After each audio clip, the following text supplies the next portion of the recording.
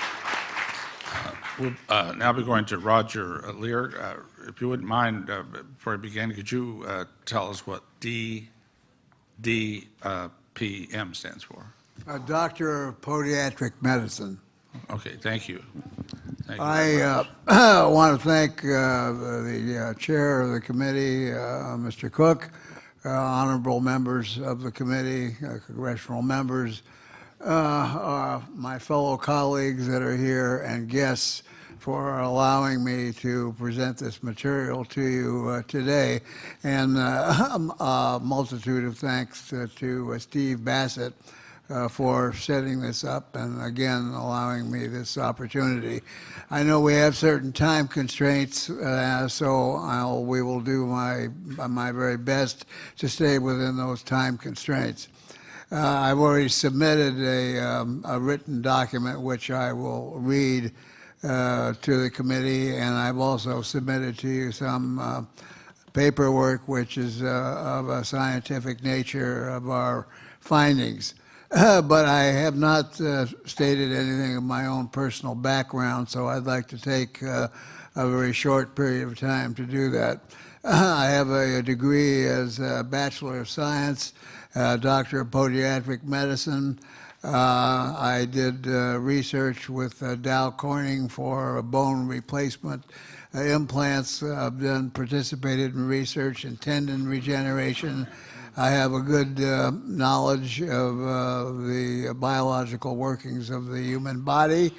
I was also, for 3 years, the chairman of a committee at the Cedars of Lebanon Hospital in Hollywood, California, head of the diabetic clinic, and director of residency training program at a hospital in Simi Valley, California. If anyone had told me at that time that I would be involved in anything in the UFO field or traveled to 42 countries and participated in the things that I have participated in relative to UFOs, I would have said, they're nuts. Strange things have happened in my life that were very synchronistic. One of these was my cousin's occupation as a PhD psychology professor at the University of Connecticut, who wrote a series of books on the near-death experience. One of the books he wrote was called the Omega Project, and it was funded by the University of Connecticut. But the interesting thing was that the story that he was trying to portray, or the research project itself, was to look for a common psychological profile between those who had UFO experiences and those that had near-death experiences. The end result was there wasn't any. It was a entirely different subject. At that time, I was just getting into the field, and he asked me if I would like to have his research material because he no longer was going to be doing anything with UFOs. I accepted and expected to get a little package. I got boxes and boxes and boxes of material, research work, and books from some of the best-known authors in the field of ufology. Now, it's a two-way street. I came here not only to present information, but also to learn information. For example, I was very interested to learn that the Eisenhower speech not only talked about the military-industrial complex, but the military-industrial congressional complex. I thought that was very informative. I also thought that it was very informative to learn that the oaths that were taken by military officers and other officers in government was to the Constitution of the United States and not to any particular committee or policy. So I am here also as a student to learn from you. What I've planned today, and ask you that favor, again with time constraints, is that at the end of my presentation, I'm allowed to ask you just 2 questions which may be answered by any one of you that would like to take the challenge of answering it. We'll be willing to suspend to do that. Thank you. I appreciate that, Mr. Chair. Now, I'd like to read the written presentation that I prepared and submitted to the committee. I, with my surgical team of medical specialists, performed 16 surgeries for the removal of foreign objects from those individuals who allege alien abduction. The 16 cases involved removal of 17 separate and distinct objects. One of these objects turned out to be a small run of ceramic-like glass, which was manufactured by Dow Corning Industries. In almost my 50 years of podiatric surgical practice, I have removed literally hundreds or numerous objects from the human foot, including paper, glass, metal, stones, hair, coral, many other objects, including secret metal. At one time, a patient came in with two gentlemen in suits and the proper identification. He worked as a machinist for an aerospace company. I removed the object and they said, please. And so I handed them the material that I removed from the individual's foot. Later come to find out that it was a new material that was experimental for the use of rocket valves in rocketry. The individuals involved in this study all presented with no noted portal of entry for any of the objects that were removed.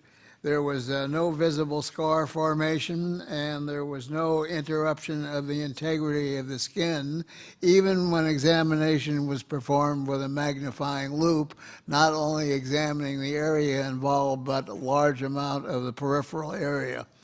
All the individuals in the study presented with positive X-rays or CT scans showing metallic or lesser dense foreign objects. Prior to the surgical procedures performed, the areas of interest were examined by the use of a Gauss meter for magnetic or electromagnetic emissions. 10 of them were found to be producing readings on a Gauss meter of 6 to 10 milligauss. That is a large amount for a very small object that varies in size from approximately 6 to 10 millimeters in length and about the diameter of a pencil lead. Now, I understand that from the crew here and some of the television people I've worked with, that a modern television camera produces about 4.3 milligauss of emissions. So here's a very small object producing 10 milligauss of emissions. Now, in addition to these type of examinations, we used frequencies of ultraviolet light to detect fluorescence in the area of the object. About 60% presented with positive UV light fluorescence with color ranges from pink, green to yellow. One of the last surgical patients displayed a large chevron-appearing area like an insignia on the outside of the right arm near the shoulder. He had no prior knowledge of it being there. We have also found that the removal of this fluorescent material with ordinary solvents only makes them disappear for intervals of approximately 1 hour. But when re-examined again, they appear again with the use of ultraviolet light with varying frequencies. In addition, by use of radio wave frequency detector, we were able to detect that certain radio frequencies in the FM band, both in the megahertz and kilohertz range, were being emitted from the object. It was determined that in one case, the frequencies detected, and this is through a chart that I was able to obtain through sources that I will not be able to mention, but these frequencies were noted fixed or mobile deep space frequencies. Unfortunately, our limited budget for performing this research has not allowed us to obtain a radio frequency analyzer so that a radio wave could be captured and analyzed. All surgeries Doctor, you were have performed. about 1 minute. I just wanted to make you aware of that, so you got about 1 minute. Yes, sir. All the surgeries we performed were documented with eyewitnesses, video, and still photography. We established a chain of criteria and protocols for a forensic chain of custody. All the objects were placed in sterile containers using the patient's own blood serum. These containers are then signed and not opened again until they reach the laboratories.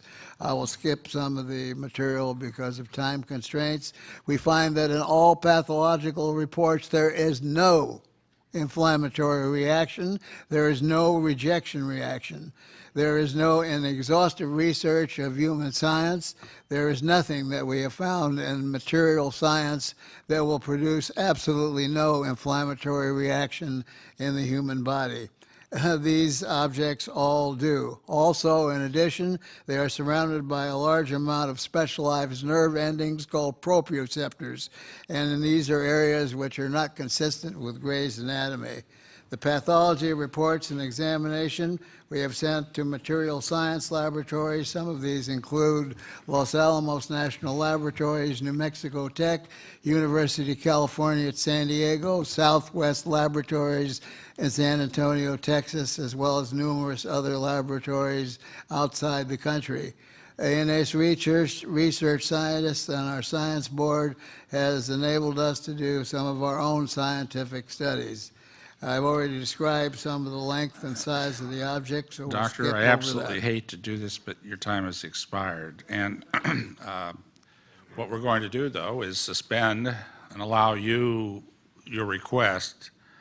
And I would ask the members of the panel to keep their answers, not questions, their answers here, as short as possible so that we can at least get 5 minutes for our questioning of this technology panel that how often do you get to hear from 4 PhD physicists, scientists, everything else? So I want to have plenty of time for our questions, but go ahead. You want me to be finished? No, I want you to ask the question. You Okay. asked me to Sure. change the rules in order to Okay. ask. What I'd like to ask you, number one, is do you, in your present positions, being retired Congress people, Senator, do you consider the United States to be a world superpower? Anybody that wishes to answer that? In terms of military capability and force, yes. In terms of intellectual capacity and moral guidance, no.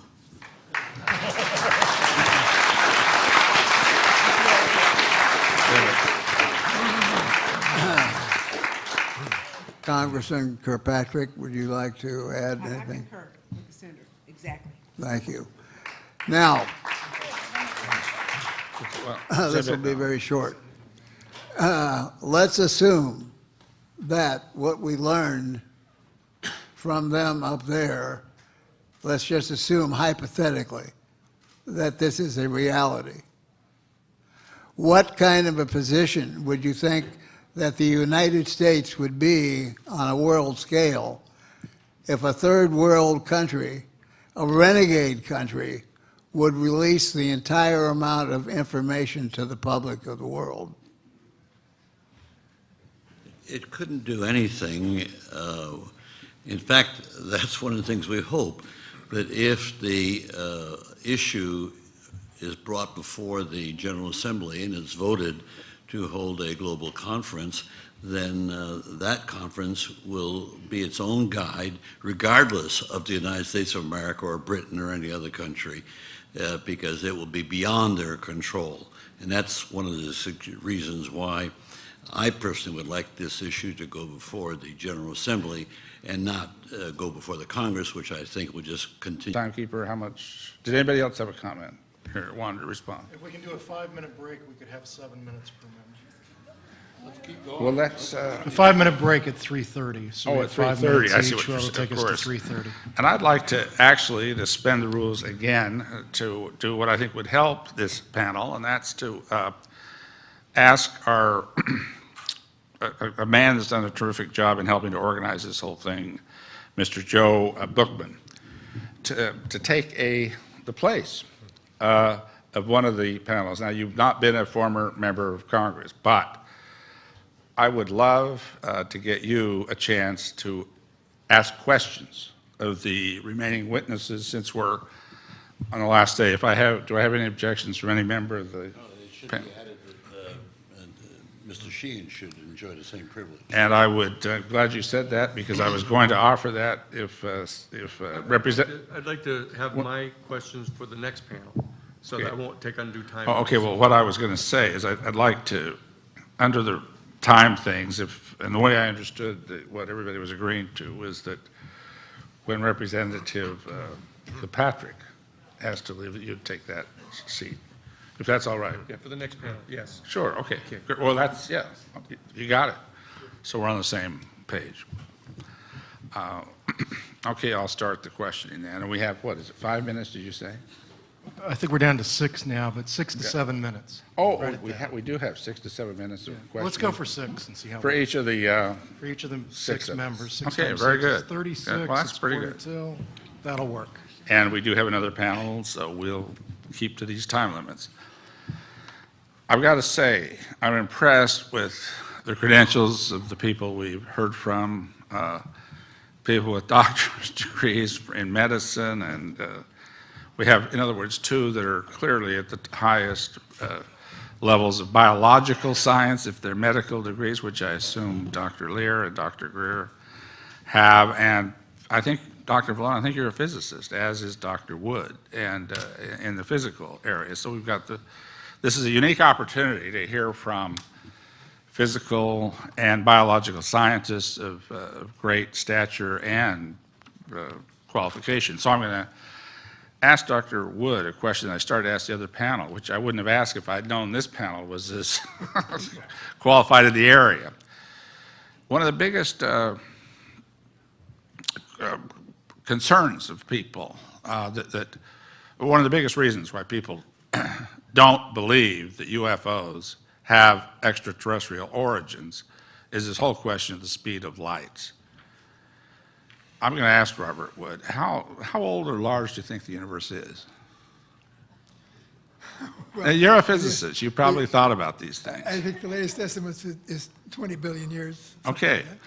About how large is the Milky Way galaxy, which is just a very tiny little part of the I think the universe. diameter is about 50,000 light years. It's a 100,000 light years across.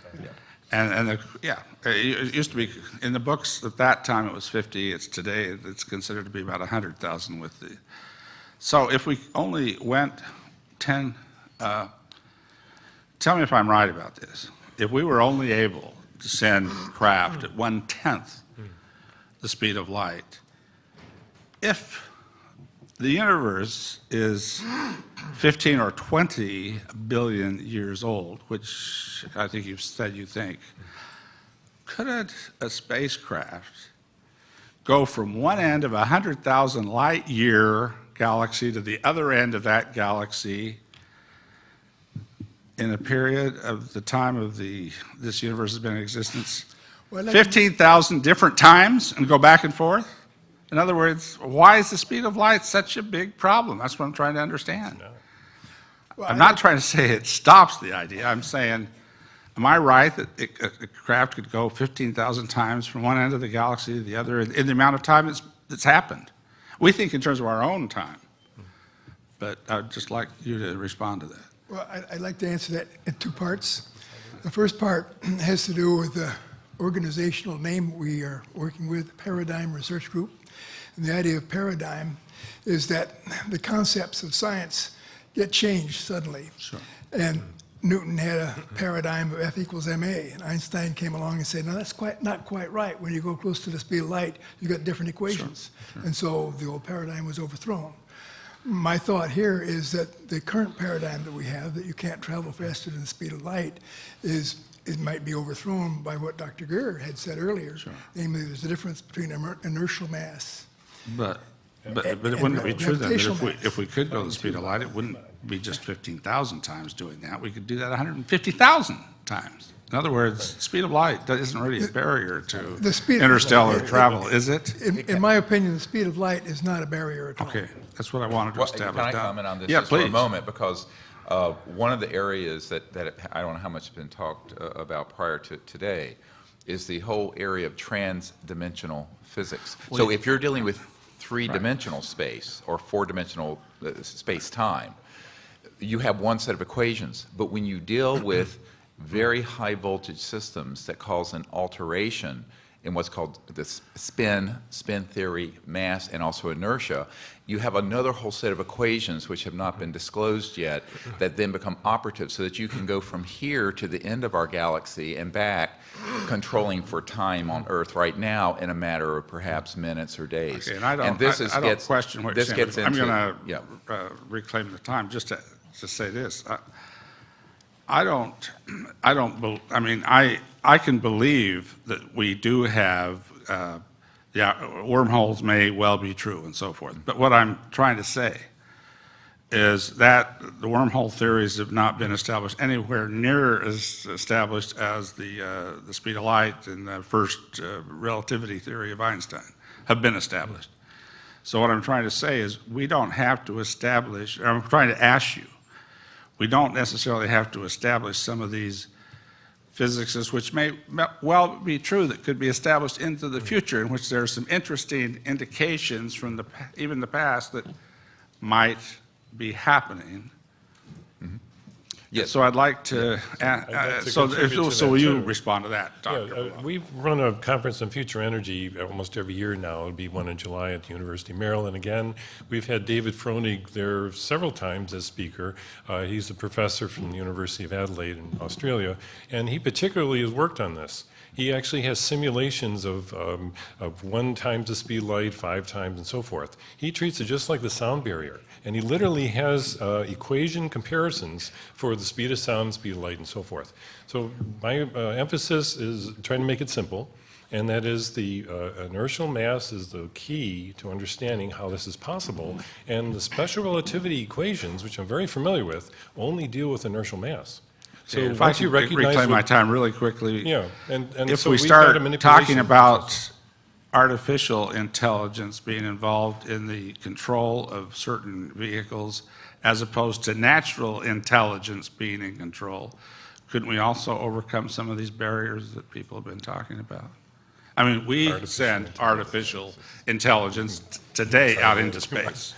Is that a possibility? The advanced extraterrestrial technologies do deal with technologies that cross into the conscious quantum hologram and directed thought. I got to and be clear. I hate to cut you off, but my time has expired. I can't violate what I'm making everybody else live by. But we will now go to Congresswoman Woolsey. Okay. The first thing I want to do is thank you all for adding an even deeper level of credibility to this hearing that we've had this week. Thank you very much. The subject of ufology is so out there that we have to, many of us have to just know that because of who you are, what we're doing is what we should be doing. So, but speaking of what we should be doing, my question to each of you to answer in the time we have is, where do you believe that the United States ranks in preparation to meet the global needs for the future? And where will the brilliant students that will become adults like yourselves, only some of them have to be women, come from to meet the numbers we're going to need? Start with you, Dr. Wood. Well, when you asked the question, my immediate reaction was, when you said the United States, Yeah. I asked myself, who's really in charge of the answer to your question? Good question. And so I think the issue which we're dealing with is a truth embargo issue, and this enormous secrecy which controls and dominates our entire process, maybe even including the educational process. But if you talk about the ordinary world that most of us think that we live in, clearly we need to establish the ideas, that new ideas, as the discoveries, as Stan Friedman said, come from doing things differently in an unpredictable way. So I think we need to emphasize the importance of creativity, in developing the next set of equations that we need and may have already been discovered, but we need to make our society better and stronger. Thank you. Well, I think we already have everything we need to create a sustainable, poverty-free world. It's already extant, and this is very good news. The very bad news is that there is a ruthless, deep national security state that the people I have worked with have run into that is this massive buzzsaw. And I think that at a certain point, we, the people, and the Congress, and the United Nations, and other countries have to come together and say, we've had enough of this nonsense. And I do not think this is going to come from an executive order from the President. I think it's going to come from people stepping forward. And I wish to emphasize that, as I did the other day, that in 1998 we declared these unacknowledged special access projects unconstitutional, a priori illegal. And we encouraged, and we now have over 500 people who have come forward to give us information, documents, and what have you on this. And I think we need to continue to do that. I think we have to say to people who are really not responsive to the people that this is still a world of liberty, and we have to be free to know the truth. Thank you. Yeah. Very good.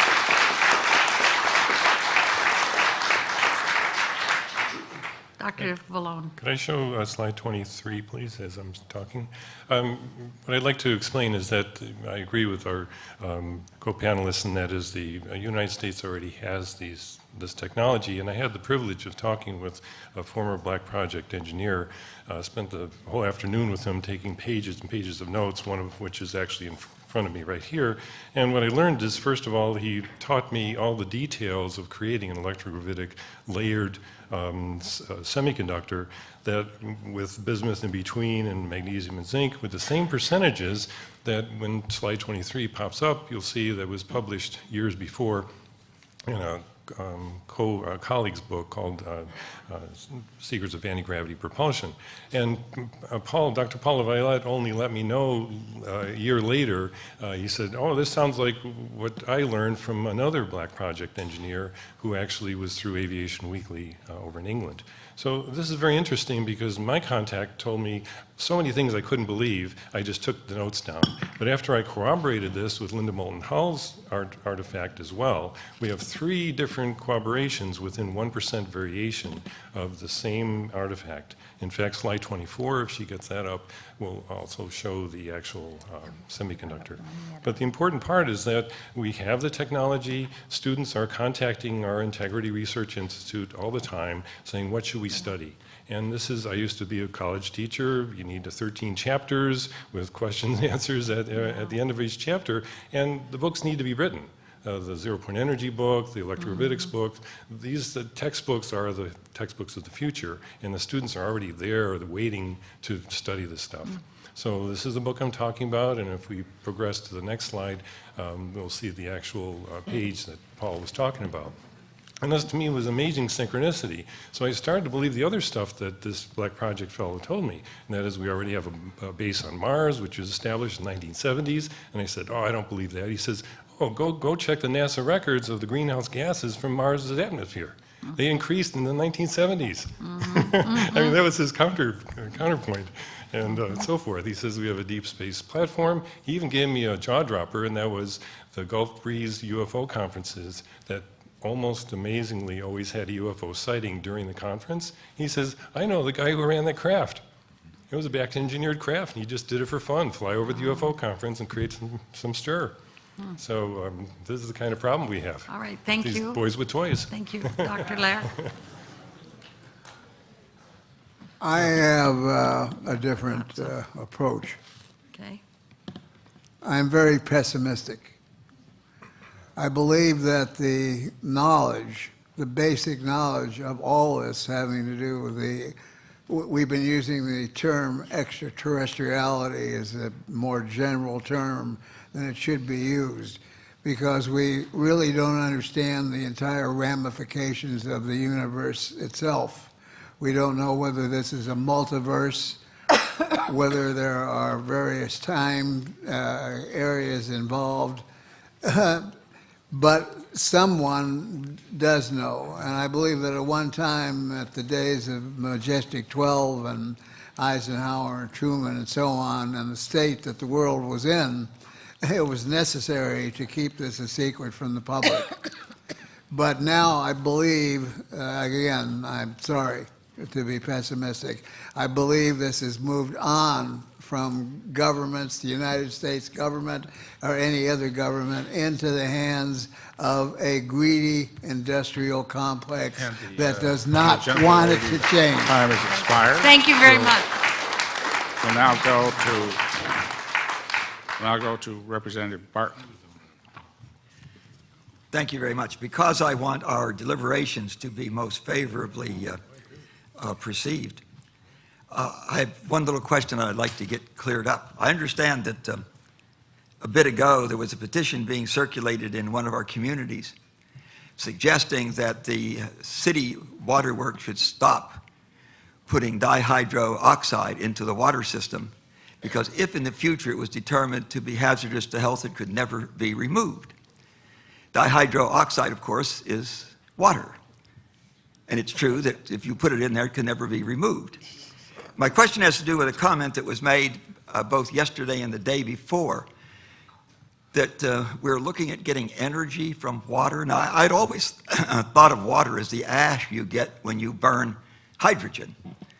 So I'm wondering, what am I missing here? Unless you're talking about nuclear energy, I'm having some trouble understanding how you get chemical energy from an ash. Yes, well, can you help clear this up for the record? I can, and we did a great deal of research on this and actually have a proposal that I've given to the chairman for you to look at. Stan Meyer and other people have found that using very high voltage systems at certain resonant frequencies causes a recruitment of energy from the ambient zero-point energy field that was spoken about, so that you can break the hydrogen-oxygen bond, so you have two gases that you can burn.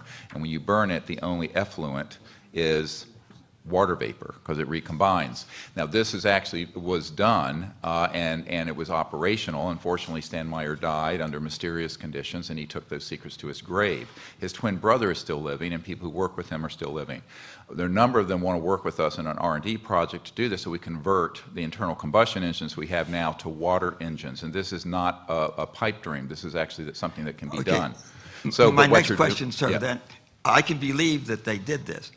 But unless they're violating the second law of thermodynamics, which I don't think we think is that no, they're not. Violate, there's going to be less energy come out than you put into splitting the No, that's molecule? that's the whole point of what's called an over-unity system. Maybe this didn't get covered, is that you're setting up an electromagnetic pointing vector. And we can violate the second law of thermodynamics? No, no, sir, no, because no, there's constant conservation of energy, but there's another energy field that hasn't been accounted for, called, some may call it the Higgs field. Thank now. you for getting this in the record. So there is absolutely no violation of the second law of thermodynamics, none at all, and that's a very important thing to understand. You're actually taking energy. It's been estimated that every cubic centimeter of space in this room has enough energy to run the Earth for a day if you could tap it properly through these systems. So that means the energy is there, but you have to be able to create a vector into that energy field. The zero-point energy field he's talking about. Yeah. The quantum vacuum, in other words. The quantum vacuum, yeah. Okay, I just want this cleared up because I think many people understand chemistry as I do, that water is the ash you get when you burn hydrogen, and it's hard to get energy out of ashes. Thank you for clearing that up. I think that there's a general consensus that if these UFOs are real and if they're extraterrestrial, that they somehow have learned to do what we would love to be able to do, and that is have an anti-gravity thing. Okay. I don't know how much we know by reverse engineering these things, how much we know about that. But whatever we know about it, do you think that information is being made available to Stephen Hawking? I haven't heard he died, so I guess he's still alive, and people like him who are trying to harmonize the mysteries of the universe, relativity and gravity and so forth. Do you think it's being, I hope it's being made available to them. You think not? If you're talking about black project discoveries from back engineering, no, I'm sorry. It's the same as in the government. They're all in the dark. And they literally are opposed to anything that would violate their little classical laws of physics that they're used to. I know, I've dealt with professors all my life, And unfortunately, it's a big dichotomy between the ivory towers that they sit in and the Black Project guys that say, hey, the laws of physics need to be rewritten. And that exact quote has been used many times for those investigating the black world, it's literally called. It's not just the laws of physics that have to be rewritten, the laws of physiology have to be rewritten, because Well, if there that's are an people, all-in area. if there are entities in these craft, the maneuvers they make, we couldn't survive it. Yes, we can. That's what I tried to explain in my slideshow. I'd be glad to pull up slide 18 again and slide 17. This is a very important discovery that's been made, and I'm one of the few that have put these things together to describe 17, which is the inertia. In other words, inertial mass is now known to be a zero-point energy effect. Right. And the slide you're looking at right here is slide 18. That's the conclusion of that. The previous one, 17, is the journal article that is probably front page news and should be. Because once inertia now is discovered to be an electromagnetic phenomenon, that's an exact breakthrough, in other words. And if we go back one slide, the journal article obviously is something we need to refer to, because Hal Puthoff was responsible for that. Bernie Hayes, who I know personally, was also responsible, and they proved it. They literally did stochastic electrodynamics to conclude that it's simply a Lorentz force, F equals V cross B. And if you know what I'm talking about, V cross B, velocity crossing with a magnetic field gives you a force. And you see that in electromagnetism, but who would know you could see that in a movement of a vehicle?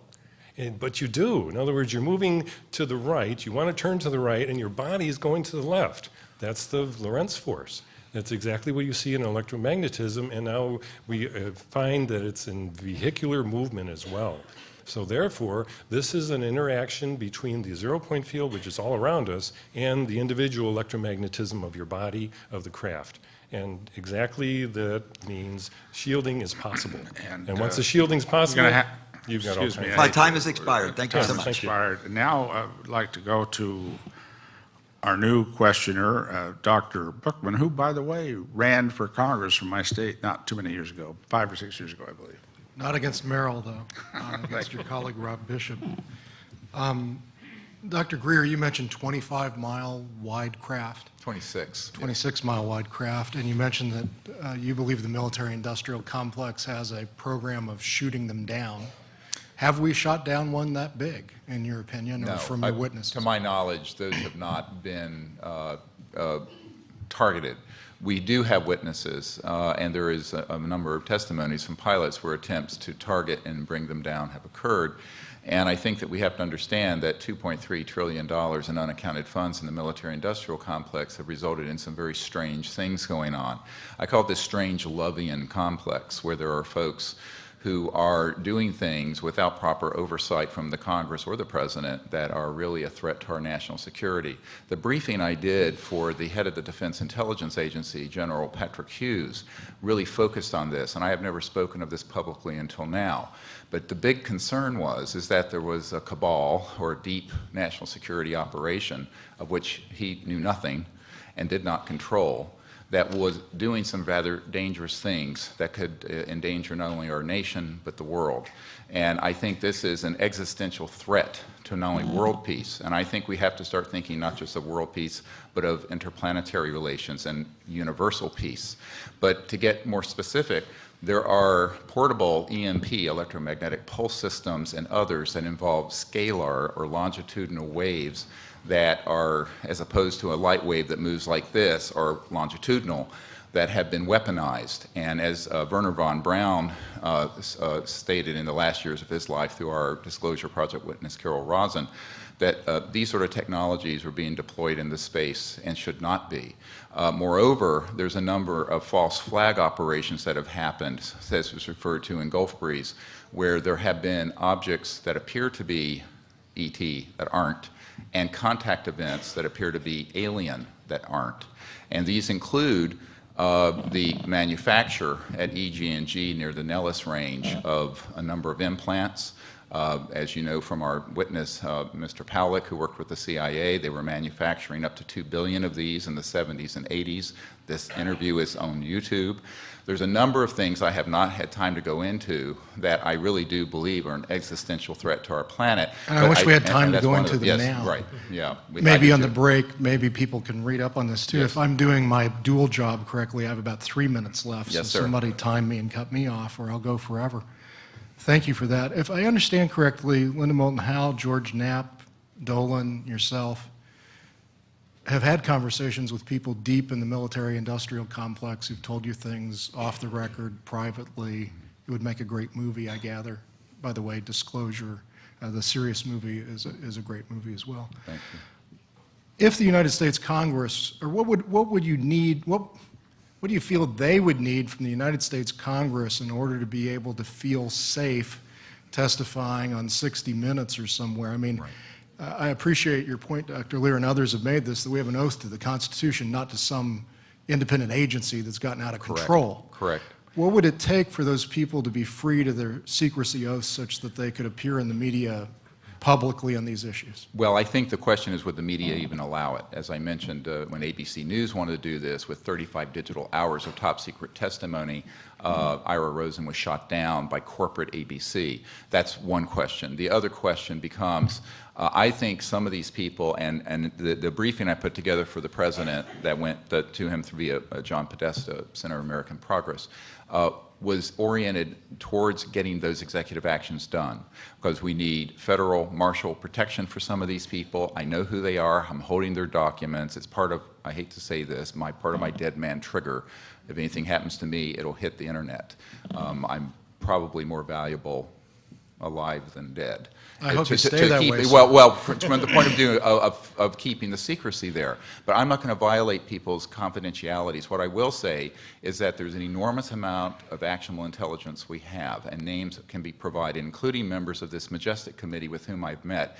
And many of them would like to see this information come out. The problem is lethal force has been threatened and used. And I think that this has become something that needs an FBI investigation, congressional investigation, and subpoenas. I have 1 minute left. If I've timed myself yeah. correctly here, I'll do this. Yes, sir. Are you saying there's nothing Congress could do to pass legislation? When I ran for Congress, I called for legislation protecting whistleblowers. This administration has been prosecuting whistleblowers like crazy. Right. And I said we need to protect whistleblowers on waste, fraud, criminal activity, and the UFO issue. And all the media focused on in my campaign was ridiculing me over UFOs. Thank you, media. Is there anything Congress could do such that those people would feel safe? Yes, And they I'll end with that can question. issue subpoenas, and they can also require the Federal Marshal Protective Services to protect them, and they would be. And I think that this is something that can be done if there was the will and the intent within the Congress. Barring that, I think we've brought out as many people as we can. One of my frustrations is knowing too many people and having too much information that I can't give actionable intelligence on to the general public without violating. I take this like a doctor with patient confidentiality, without protecting those people's confidentiality. But we have this information. I would love to be subpoenaed so I could give it over to a proper I've heard that from authority. George Knapp and others as well. You're not alone in that. There Right. are a lot of witnesses that, if Yes. protected, would come out. And with that, I see my time is up. Yes. Thank you. Thank you, Dr. Berkman. We'll now go to Senator Gravel. I am not qualified to get into the technical discussion, but I would say this. Dr. Wood referred to, if the black area has this knowledge. You've pointed out that whoever was the head of the CIA at the time, shut the door on, and I would, and Dr. Vallone, we've heard testimony before about the fact that somebody was boasting from one of these black areas, which is these contractors, that we have the capability to take ET back home. Is that something, briefly, this squares with your knowledge at this point in time? Absolutely. That's a quote from the former CEO of Lockheed, I believe. Yes, Yeah. Ben Rich. Ben Rich. So it's a famous quote, Well, and then it's true. okay, but I if would that's, agree with it. if you think that's believable, and that's a quote from the head of a corporation, you know, this is criminal. Absolutely. Because we go back to what Dr. Greer was saying, that, you know, we have the capability of sharing this technology and freeing up the world to an unbelievable level. Yeah. So we, you know, we stand capable of indicting in the area of public opinion the head of what, Lockheed? Yes. Well, that's right, Skunk Works. And he knew what he was talking about because he had all the that's contracts. fine. I'll accept that he knows what he's work on talking about. He's depriving the world of possible advancement. Yep. Here, all of you, all four of you, you interface with scientists in a whole black area. You know, you're trying to talk. Where's their moral content? Well, I can answer that if you... Where is it? since They we're got a time- hole somewhere. Ben Rich wrote a book, and he specifically described the sundown rule. And I wrote about it. It's on our website. It's one of the recommendations we have. The sundown rule should be enforced. And that is, classified, fine. How many years? You have to put a time limit on every classified document. And therefore, it's going down. The sun's going down in 10 years, and it becomes free. And the public gets access to it. Well, right now, we have about 50 Fine. years. Well, is I the got to tell average. you, the Congress has tried to put that kind of a rule in on the laws, and it's never worked. I know. So Well, this is why good I luck think in It's your at least field. one solution. Well, this is why I think in the tradition of Martin Luther King, in the tradition of Susan B. Anthony, in the tradition of Thomas Jefferson, we should say, the hell with these games. People who know this, I believe, as you said, have a moral obligation to our children and our grandchildren to step forward with the truth, with the technology, and with the information, because there is a criminal national security deep state that has basically thumbed its nose at the Constitution. And for that reason, there is no justification for the continued secrecy. And I think that one of the things all of us as citizens have to decide is whether we're going to do that or not. Could it be risky? Yes. Do we have to make sacrifices? Yes. But you know, part of it gets into everybody puts their pants on one leg at a time. I was talking to the deputy director of the National Science Foundation, and I turned to him and I said, we really need your help getting this information, this technology out. He says, yes, I'd love to, but it'd be the end of my career. And I said, okay, on one hand, we have the fate of the future of humanity. On the other hand, we have your career. Your selfish And so, career. okay. Your selfish career.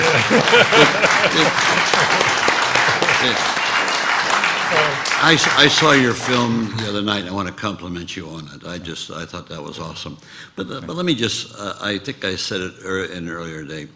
You know, nobody questions authority anymore. The whole population is gutless, and we pat ourselves on the back that we're so wonderful. We're the leaders of the world. My God, we are stifling the ability of the world to go forward.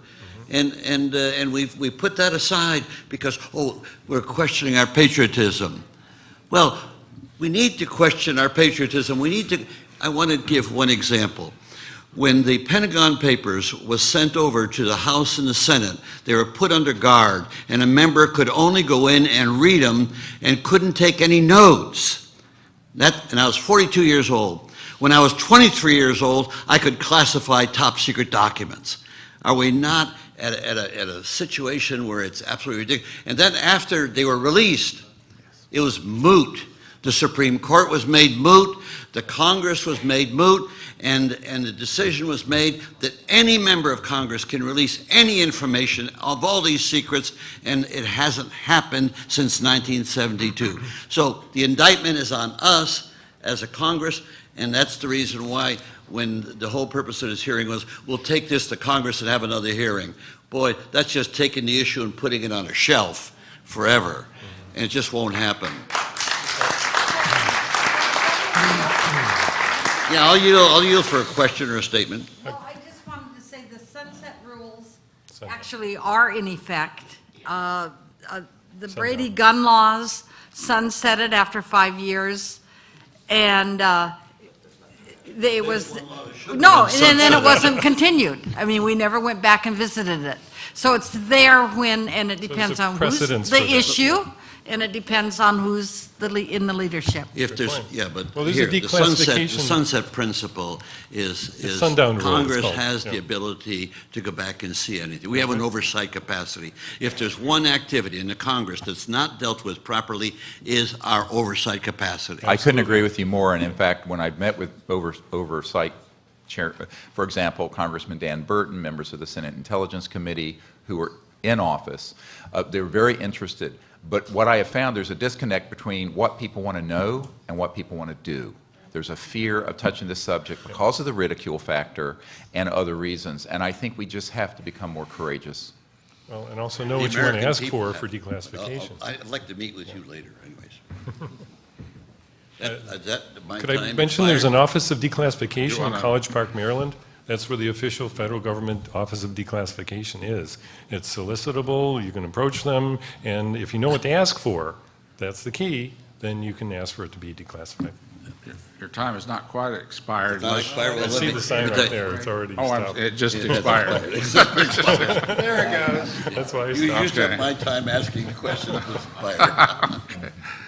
Now we'll go to Representative Kilpatrick. I'd like to ask Representative Kilpatrick if she would like, because of the time of the 4 o'clock thing that was we talked about, if after you're finished with your questioning, that you would then, before we take our break, want to do your I will. Uh, closing Thank you, Mr. statement. Chairman. Yes, that would- That would, we'll suspend to allow that before we break.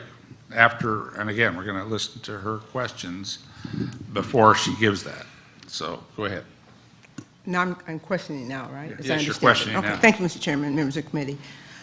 Excellent panel. Excellent, way over my head.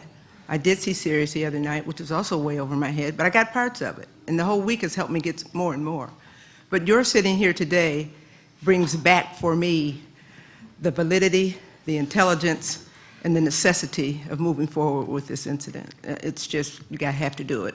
And you all have provided, without even saying it as an introduction, the technology that exists in the world that we don't now yet display that we have. We may have it, I don't know, we don't display that we do. It's a real critical concern to our national security and to other things, so I want to commend you for that. I think that's excellent. Dr. Lear, I want to go to you. You talked about removing 16 objects from people. I think in my reading and preparation that was called implantation, and I might have that wrong. Is that the right word? That is absolutely correct. Oh, good. Okay, hey, I'm learning something here. Okay, then when you, and it also is related to people who have been implanted with something, and you described that it was different kind of material that didn't meet the usual, which means to me it came from somewhere else. Is that correct? That's correct. I submitted to the committee a set of scientific documents that shows some of the latest work and findings that we find in the material science of these objects.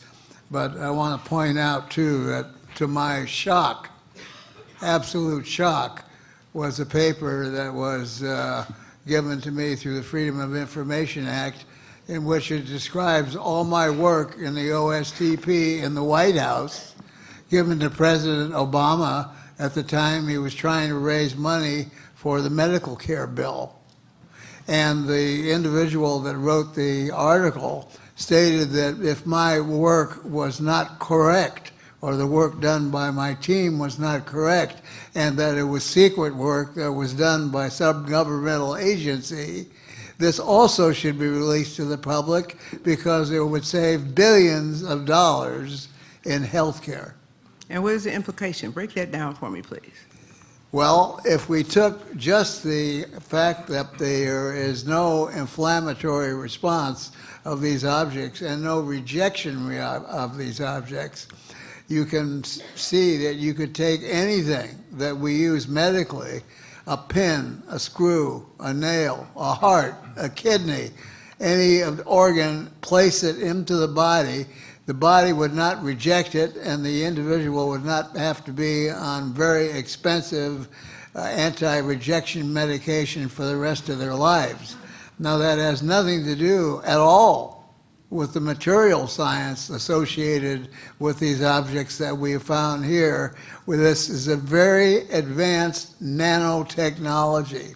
These are nanotechnological devices in which nanocarbon tubes, either single or double wall, I won't go into the whole explanation, but they can be elongated and weaved into carbon nanofibers, carbon nanostrands, and they end in crystalline structures, which are what we call orthorhombic, which are regular rectangular structures. And we have to remember that in the early days, when I was a child, on radio, and you got a crystal set with a battery and an earphone, and you were able to get a radio station, that was a marvel. So here's a very, very advanced when I say nanotechnological, I'm talking about things that are on a level of the size of an atom, using the principal elements of certain materials, putting them together in such a way so that you're actually broadcasting or switching what we perceive as a radio wave, which may not be a radio wave. It could be scalar technology, which when reaches our electromagnetic spectrum is converted to a radio wave harmonic, which I know is a little bit complex, but it is sending information to somebody. So somebody out there is listening to something going on in our bodies. Now we know that even John Glenn, when he went into space originally, complained on public television that he had to swallow implants because this was vital information needed on the physiology of the body to know what was going on in space. Okay. And so therefore, your conclusion, you and your team, as it relates to healthcare, as it relates to our country, as it relates to our budget, and to our phenomenon topic we've been talking about today, what do you conclude? Well, I conclude that if there was funding, at least funding, or open-mindedness from the scientific community, which there is not, because they also pray to higher masters. They don't want to lose their jobs. They have families to feed. They don't want to look at this stuff in the way that we've looked at it for the benefit of mankind. Thank you very much. Thank you, Mr. Chairman. Thank you. And before that concludes this panel then, if you've finished. But no, let me finish my statement, please. Before we break, this panel is concluded, and I want to thank the panel members tremendously. This technology capability at this table, and I'd hate to think how high the IQ level that table is. It's pretty high. So I want to especially thank them. And now I'd like to suspend the normal situation. Hold your seats until we can have a closing statement from Representative Kilpatrick. Then there'll be a 10-minute break. And literally, we need that only to be 10 minutes because we've still got another very important panel with closing statements also after that panel. Is there any possibility you could have 1 minute to give a closing statement about a topic he just raised? Scalar waves. You know something? I'm going to allow that. I'm the chairman. I have 2 slides. That's all right. You can do it. In spite of the slide 25. If we can bring up slide 25, I would like to show 25, 26, and 27 very quickly. And that is scalar waves are hugely important because what Dr. Lear just mentioned is a big, another overcoming of the speed of light problem with electromagnetic waves traveling so slow, there's no communication possible across the Milky Way. Well, it turns out there is. And this is a proof of it, the Chilbolton crop circle. Based on the Arecibo message that was sent out in 1974, we all of a sudden have this amazing phenomenon that shows a scalar generator antenna right at the bottom of the diagram that copies. This diagram actually is the original one that was sent out in 1974 from Arecibo. It's a digital message that was sent out with the most powerful telescope available at the time, thanks to Frank Drake SETI program. And what happened in 1990, I don't have the exact date here, in 2001, August 2001, next slide, there was an appearance of a crop circle overnight right next to a radio telescope in Chilbolton, England. And the amazing thing was it wasn't just a regular crop circle. This thing had almost exactly the same one-to-one correspondence to the Arecibo message. Slide 26, please, and then slide 27. And that's exactly what the thing looked like. The crop circle is just a bunch of crops that are down or up. And then the next one is 27. And we see at the bottom of 27, instead of the Arecibo antenna, which is a parabolic dish, we're seeing something that looks like two circular objects that literally, it says a change in transmitter diameter from one of the online commentaries on Joe Bolton. And the very bottom is something that describes a scalar broadcast antenna that is actually the answer to instantaneous communication across the Milky Way. Enough said. This is a big breakthrough. Thank you. Now we'll go to closing statements from representatives. Thank you, Mr. Chairman and members of the committee. First, to Stephen Bassett and the Citizen Hearing team and family, I want to say thank you for the invitation. I'm certainly a much wiser, better public servant than I was before I walked through these doors. To my panel, my colleagues, you've been excellent.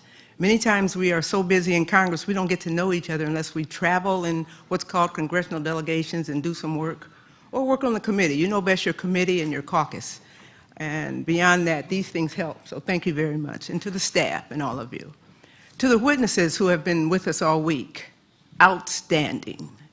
I think it's America's loss that none of the press across this country felt the obligation to cover these hearings. The information that we've learned, that American people should also have learned, and those who streamed, God bless them, probably did get some of it, will make them better people as we confront the next 100 years, the next 1,000 years. Because I really believe, and I wasn't convinced before I came in, but we did a little 2-minute interview on the close of this, and what I said in mine is, I didn't know before, and I still have a lot to learn, but I'm willing to learn, because it's a universal problem, and I want my grandchildren and yours and our great-grandchildren to have a universe from which to operate. So on behalf of this Congresswoman, as I go about my day and catch my plane and hope it lands smoothly, doctors, that I can come back and be with you again. We've got a lot of work to do. But I think you educate the people from the bottom up and not from top down. It doesn't work like that. We've done it in revolutions all over this world for hundreds of years. This is a revolutionary issue. And if we're going to sustain ourselves as humans, just a part of the universe, we've got work to do. To all of you, and I'm looking and seeing some of you in the audience as you presented to us, thank you for allowing me to be with you. Thank you very much. Thank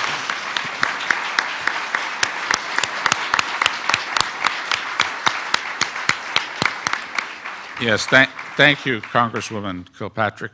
Dr. Bookman, you've got just a minute of announcements before the break. Well, first of all, I'd like to say to the honorable representative from Michigan, you, ma'am, are a hero. You're a hero just as much as any of these witnesses. When we reached out to former members of Congress, the answer from many was, well, who else is going to be on that committee with me? I'll serve, but I won't serve with so-and-so, or I want to know who else is there. You agreed to do this not knowing any of that. You stood up and said, yes, I'll do it, and opened the space for everyone else to be here. Before you leave, I wanted to share that with you. So on behalf of the Paradigm Research Group, you, ma'am, are our John Glenn, first one up to orbit the Earth. Thank you. That's all. 10 minutes.